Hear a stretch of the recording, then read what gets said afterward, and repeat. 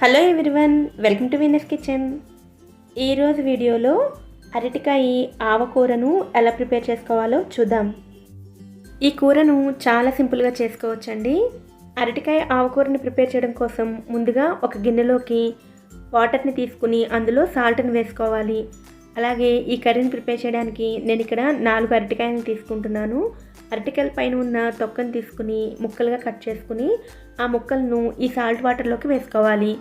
ముక్కలు నల్లబడకుండా ఉండడం కోసం ఇలా సాల్ట్ వాటర్లో వేసుకోవాలి. ఇలా కడిగిన ఈ ముక్కలను ఉడకబెట్టుకోవడం కోసం కుక్కర్లోకి వేసుకోవాలి. మీరు కావాలంటే వీటిని విడిగా కూడా ఉడకబెట్టుకోవచ్చు. ముక్కలన్నీ కుక్కర్లోకి వేసుకున్న తర్వాత ఇందులోనే 1/2 గ్లాస్ వాటర్ని కూడా వేసుకుని మూత పెట్టుకుని 3 విజిల్స్ వచ్చేంత వరకు ఉడికించుకోవాలి. 3 విజిల్స్ వచ్చి స్టీమ్ అంతా పోయిన తర్వాత మూత తీసి చూసినట్లయితే అరటికాయ ముక్కలు ఉడికిపోయి ఉంటాయి. ఇలా ఉడికించుకున్న ఈ ముక్కలను మీరు డైరెక్ట్గా కర్రీలో అయినా వేసుకోవచ్చు, లేదా కూర ముద్దలా కావాలనుకుంటే ఇలా గరిటతో సగం వరకు స్మాష్ చేసుకుని అయినా సరే తీసుకోవచ్చు. అరటికాయ ముక్కలను సగం వరకు స్మాష్ చేసుకుని రెడీగా పక్కన పెట్టుకోవాలి. ఇప్పుడు స్టవ్ మీద కడాయిలో 1 టీ స్పూన్ ఆయిల్ని వేసుకోవాలి. ఆయిల్ హీట్ అయిన తర్వాత 1 టీ స్పూన్ ఆవాలు, 1/2 టీ స్పూన్ జీలకర్ర, 1 టీ స్పూన్ శనగపప్పు, 1 టీ స్పూన్ మినపప్పును వేసుకుని వీటిని ఫ్రై చేసుకోవాలి. పోపు దినుసులన్నీ బాగా ఫ్రై అయిన తర్వాత ఇందులోనే 2 ఎండుమిరపకాయలు, అలాగే 1 టీ స్పూన్ ఇంగువను కూడా వేసుకోవాలి. ఇవి కూడా ఫ్రై అయిన తర్వాత ఇందులో ముందుగా ఉడికించుకుని ఉంచుకున్న అరటికాయ ముద్దను కూడా వేసుకోవాలి. వీటితో పాటుగా 3 పచ్చిమిరపకాయలను ముక్కలుగా కట్ చేసుకుని వేసుకోవాలి. అలాగే 1 రెమ్మ కరివేపాకును, రుచికి సరిపడా ఉప్పును, 1/2 టీ స్పూన్ పసుపును కూడా వేసుకోవాలి.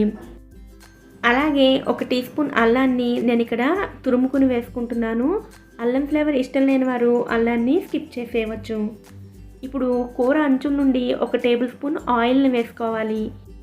ఆయిల్ని స్కిప్ చేయకుండా వేసుకోండి. ముద్ద కూర కాబట్టి కడాయి అడుగున కూర అంటుకుంటూ ఉంటుంది.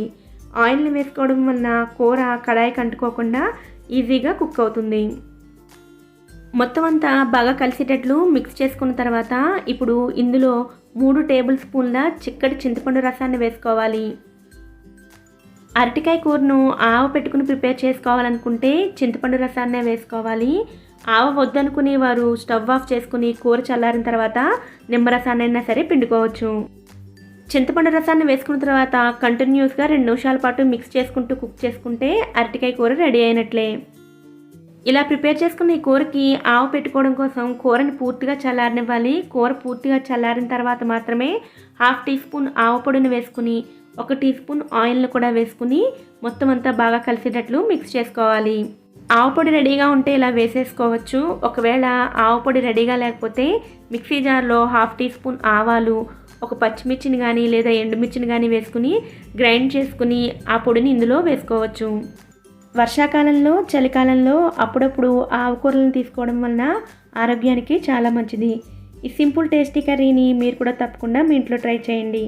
ఓకే ఫ్రెండ్స్, ఈ వీడియో కనుక మీకు నచ్చినట్లయితే ఈ వీడియోని లైక్ చేయండి, మీ ఫ్రెండ్స్తో షేర్ చేయండి. వీడియో కింద ఉన్న రెడ్ కలర్ సబ్స్క్రైబ్ బటన్ ద్వారా సబ్స్క్రైబ్ చేసుకోండి. పక్కనే ఉన్న బెల్ ఐకాన్ కూడా యాక్టివేట్ చేసుకోండి. Thanks for watching.